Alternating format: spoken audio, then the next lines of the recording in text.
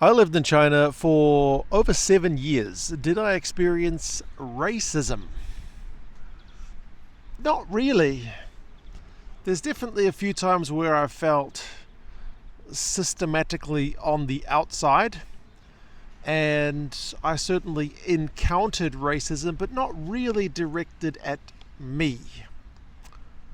How does that work? Well, I'm a white guy from an inoffensive country, largely like New Zealand, who speaks decent enough Chinese.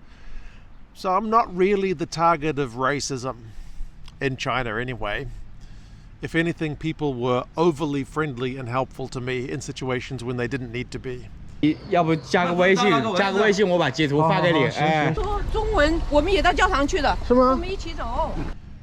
Like, even when my Chinese was very basic, I had like invitations for food or like free trips in a car, this kind of thing, just because I was a white dude. Basically, I was getting treated better than I should have done because they were trying to be nice to the foreigner. That was quite pleasant. So generally, I would say no, there were not many negative feelings to me in a kind of traditional racist discrimination sort in China.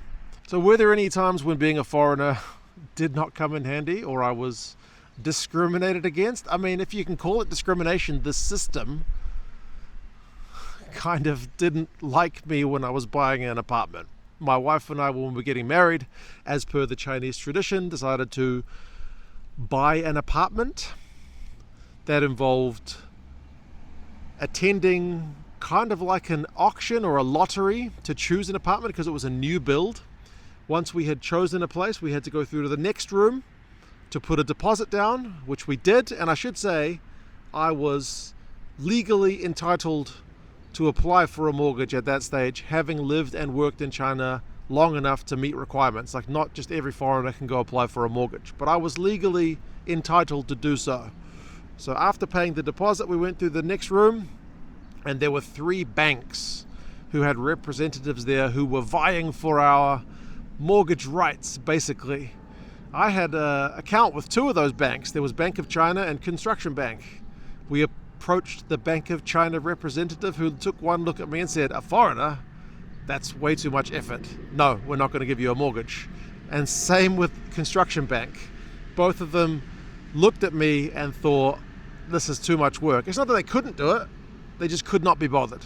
Admittedly, they had a lot of other couples and customers who were applying for apartment mortgages at the same time, but they just rejected me outright because there was going to be more paperwork for them. ICBC, the third bank, they were just like, "No, it's fine. Come here. Here's some paperwork for you to sign." And they sorted it out, seemingly not with that much effort. But Bank of China and Construction Bank, screw you guys, discriminated against me because I was a foreigner, because you couldn't be asked doing paperwork. That was not a great feeling. That's the worst one I had. But I still managed to get the mortgage through the third bank. Thankfully, one of the 3 actually had the kind of right attitude. I can't imagine that happening in New Zealand, although we've got our own issues with racism, but I don't think any bank's just going to be like, "Nah, it's too much paperwork, we don't want your business." Maybe I'm wrong, but yeah, that was a strange one. And a lot of foreigners who have been to China traveling will understand the similar situation with hotels. There's a lot of hotels or motels or like lodges or whatever that will refuse service to foreigners, and it's not really because of anything other than it's a pain in the backside for them to do the extra paperwork.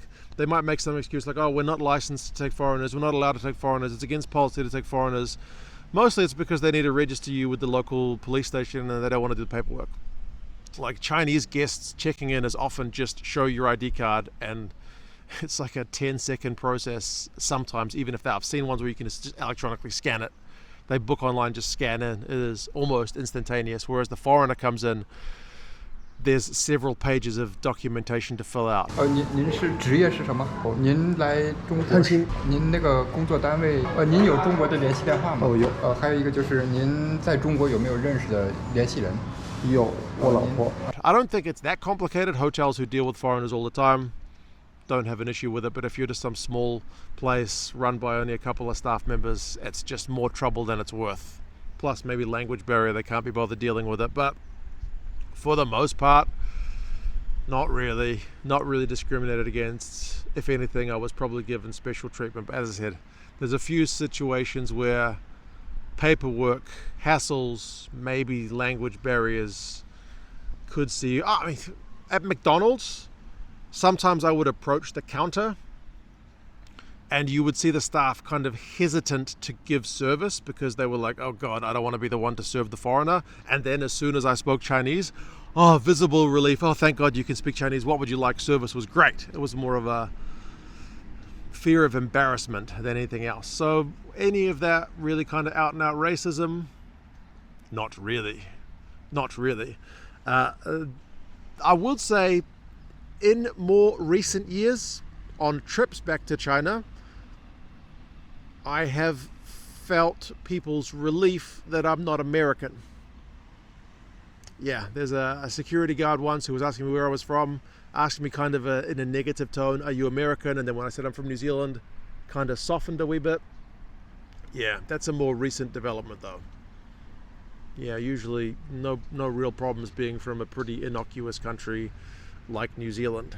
Does that mean I never encountered racism in China? No, but it was more against my colleagues, some of whom were Asian, maybe like Filipino colleagues, sometimes my like overseas born Chinese colleagues, and sometimes my African colleagues, like black African colleagues, did definitely experience racism. So it wasn't directed at me, but I observed it. Like my first job in China was in a small town, and I noticed in my contract, in the wording, it said you needed to be like a native English speaker, and then it had in brackets like white. You had to be white. And I did bring this up with my boss at one point, like, what's the deal with that? And she just said to me very casually, and this is a long time ago and in a small town, but it doesn't change the fact that she just said to me, black people would scare the children. So yep, that wasn't directed at me, but it certainly was in paperwork, which is maybe a little bit, it's just a different thing. Like here in New Zealand, you can't say stuff like that. You certainly can't put it in a job advertisement. In China, you often see job ads that say like, you know, nobody over 55, you've got to be a woman, you've got to be a man, whatever it is. Like they're more open with their like requirements. Here in New Zealand, you can't openly say that stuff. It may go on, but you can't openly say like no men, no women, no black people, no white people. You just can't say that here in New Zealand, even if it happens, it's not as overt anyway. So yeah, there was that.